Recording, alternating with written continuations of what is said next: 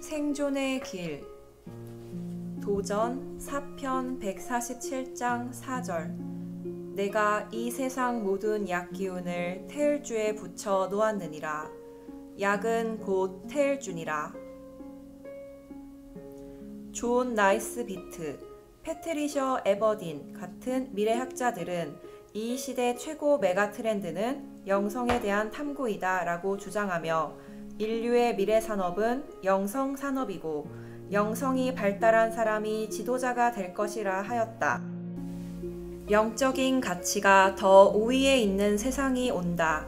인류는 지금 문명의 총체적인 전환점에 서 있는 것이다. 가을은 모든 생명이 소멸을 하면서 열매를 맺는 계절이다. 이때는 오직 천지조화주 하나님의 은혜로 열매를 맺어야 하는 것이다. 인간으로서 생명의 열매를. 지금은 생존만이 제1의 과제이다. 과연 사는 길은 무엇인가? 누가 살고 누가 죽는가? 알면 살고 모르면 죽는다. 우주의 가을이 오고 있다. 증산 상제님께서는 소년으로도 지각을 차린 자에게는 철을 안다 하고 노인도 몰지각하면 철부지한 아이와 같다고 하셨다. 천하대세를 아는 자에게는 천하의 살 기운이 붙어 있고 천하대세의 어두운 자에게는 천하의 죽을 기운밖에 없느니라 라는 말씀대로 상시름이 넘어가고 3년 대병란이 몰려오고 지축이 정립하는 가을 개벽의 대세에 눈뜨는 자만이 살 길을 찾을 수 있다. 가을의 열매 진리를 만나야 생존한다. 어떻게 해야 천하대세에 눈뜰 수 있을까?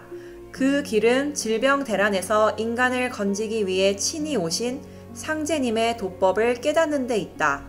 선천문화의 판안에 물든 채 고정관념에 갇혀 있으면 상제님의 진리를 제대로 알 수가 없다. 도전 2편 41장 2절에서 3절. 너희는 낡은 삶을 버리고 새 삶을 도모하라. 묵은 습성이 하나라도 남아있으면 그 몸이 따라서 망하느니라. 과감히 묵은 생각을 떨쳐내고 판 안에서 판 밖으로 나와야 한다. 바로 거기에 살 길이 있다. 원시 반본. 뿌리 기운을 받아야 열매 맺는다. 증산 상제님의 상생의 도에서 가장 중요한 덕목 가운데 하나가 원시 반본이다. 원시 반본은 뿌리로, 근본으로 돌아간다는 뜻이다. 열매는 뿌리 기운의 결정체이다. 만일 가을철에 뿌리로 돌아가지 않으면 생명의 순환은 거기서 끝이 나고 만다.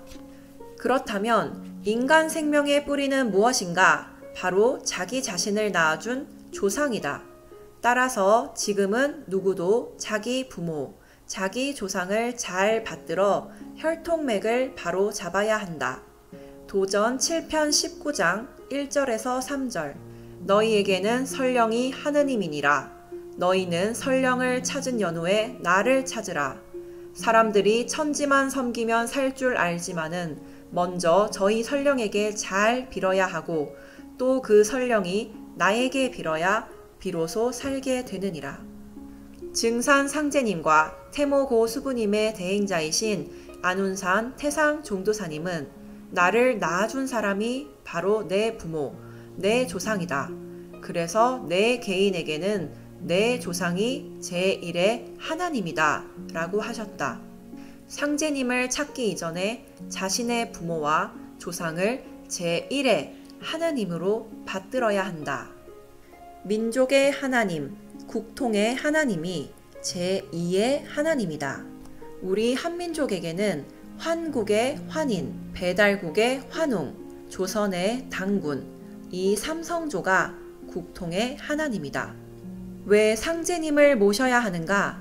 인류 문화의 뿌리는 바로 신교 문화이며 그 신교 문화의 씨를 뿌리신 분이 상제님이시다.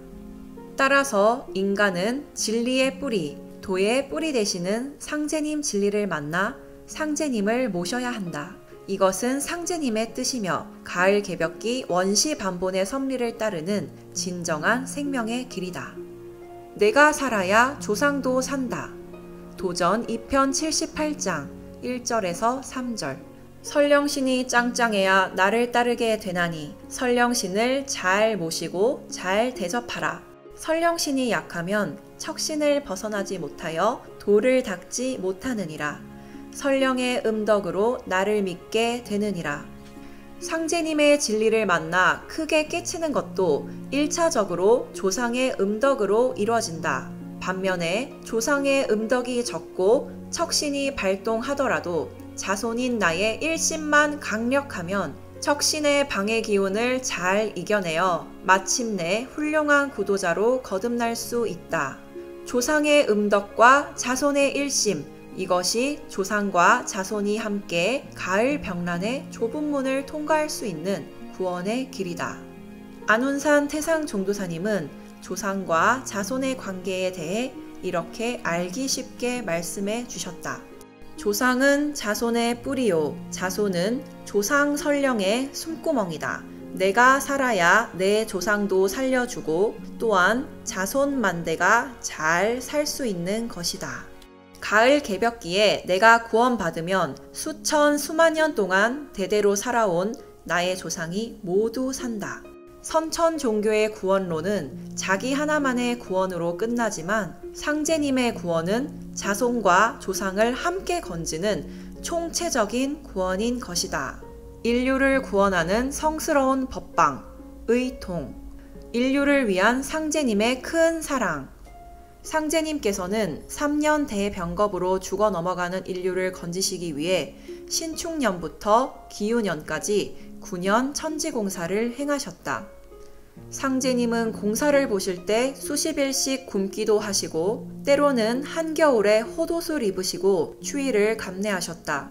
그것은 창생의 고통을 대속하시어 박복한 인간의 굶주림과 헐벗음을 없애주시기 위해서였다. 세상에 있는 모든 병을 다 대속하였으나 오직 괴병은 그대로 남겨두고 너희들에게 의통을 전하리라 하시고 내가 이 세상 모든 약기운을 태을주에 붙여 놓았느니라. 약은 곧 태을주니라 라고 말씀하셨다.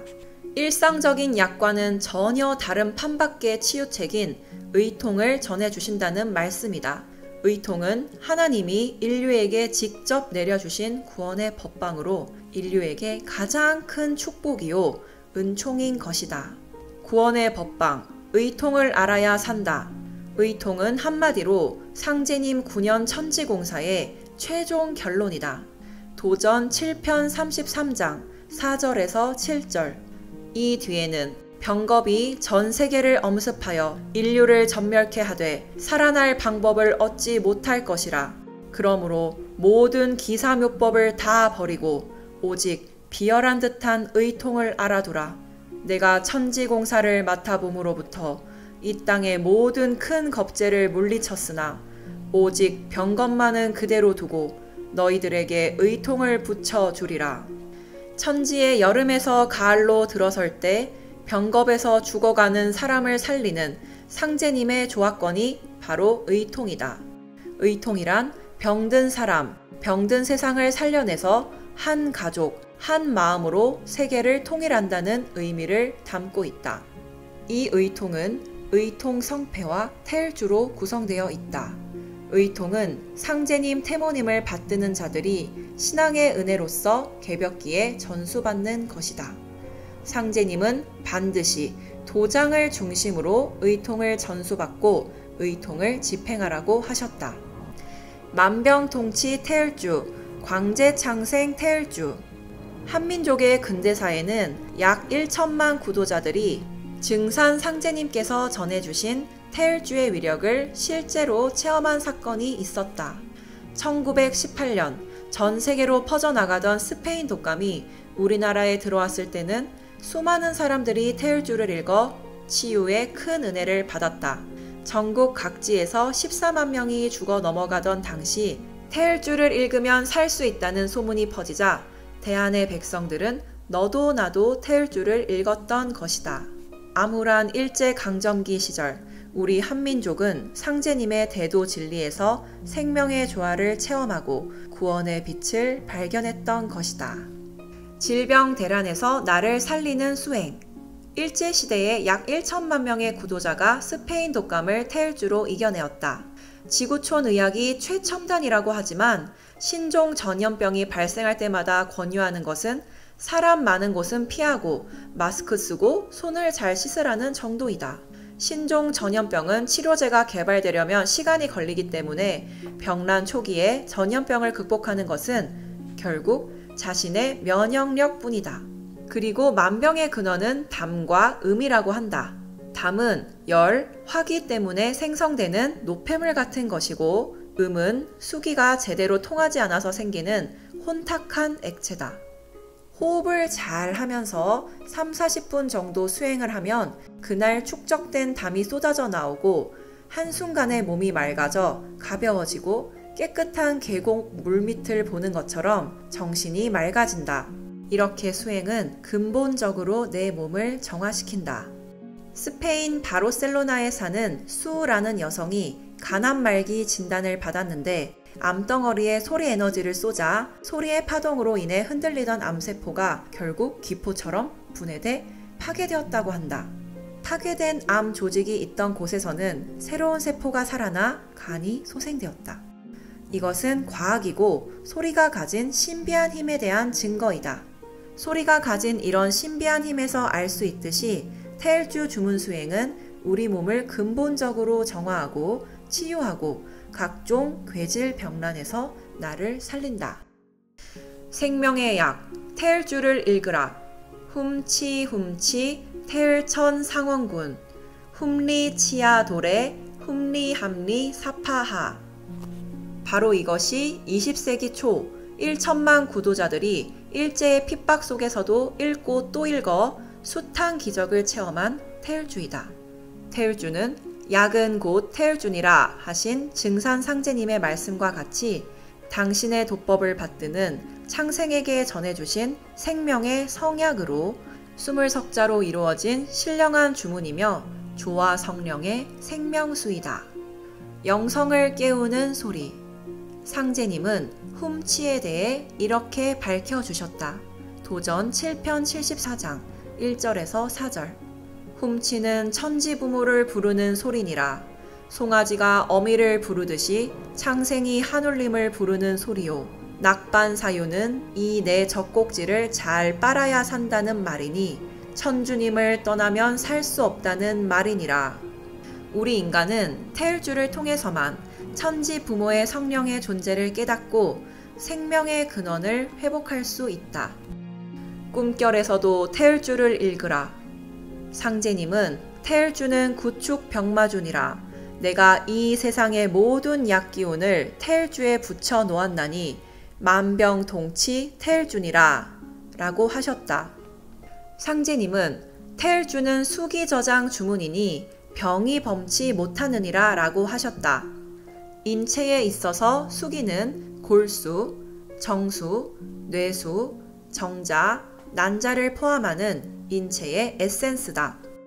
태일주는 우리 몸의 정을 축장케 함으로써 면역 기능을 강화시키며 신을 명화시켜 천지의 성령을 접하고 신도를 통하게 한다. 오직 태일주만이 천지 부모의 생명력을 온전히 받아내려 인간 생명의 3대 요소인 마음과 몸과 영혼을 함께 치유할 수 있다. 그래서 증산상제님은 오는 잠 적게 자고 태일주를 많이 읽으라. 너희들은 읽고 또 읽어 태일주가 입에서 흘러 넘치도록 하라고 하셨고, 태모님은 밤이나 낮이나 밥 먹을 때나 일할 때나 항상 태일주가 입에서 뱅뱅 돌아야 하느니라고 하셨다. 상제님, 태모님의 도업을 계승하신 안운산 태상 종도사님도 태일주는 산소와 같다. 몸에서 태일주 냄새가 배어나도록 숨쉬듯 읽으라고 거듭 강조하셨다. 조상을 구원하는 주문. 상제님께서 태일주를 많이 읽으라. 태일주는 설령해원 주문이니라 라고 하셨다. 자손이 태일주를 읽으면 천상의 조상들이 이제 자손들이 열매 맺으니 우리도 소원 성취를 했구나 하고 기뻐하며 춤을 춘다. 우리가 청수를 정성껏 모시고 태일주를 잘 받들어 읽으면 자손주를 내서 길러주신 선령의 노고에 보답하는 것이다. 가을 개벽기에 자손주를 건져내어 잘 되게 하려는 조상들의 깊은 염원이 태일주를 통해서 모두 이루어지는 것이다. 앞으로 우주의 환절기에 돌입하여 본격적으로 질병대란이 온 세상을 휩쓸 때에는 천상 신명의 조화세계가 열린 마음을 바탕으로 개방되어 태일주의 조화권이 훨씬 더 강력하고 광범위하게 드러나게 될 것이다. 질병대란에서 살아남는 길은 어디에 있는가? 우주의 조화주 하나님, 상제님께서 친히 인간으로 오셔서 내려주신 법방, 그것이 장차 인류를 건져 이 세계를 한 가족으로 통일하는 의통이다. 의통을 전수받아 태일주 잃는 것, 여기에 대병란을 극복하고 후천세 인간으로 거듭나는 비밀이 있다. 태일주를 읽어서 대병란을 극복하시는 여러분이 되시기를 기도드립니다. 감사합니다.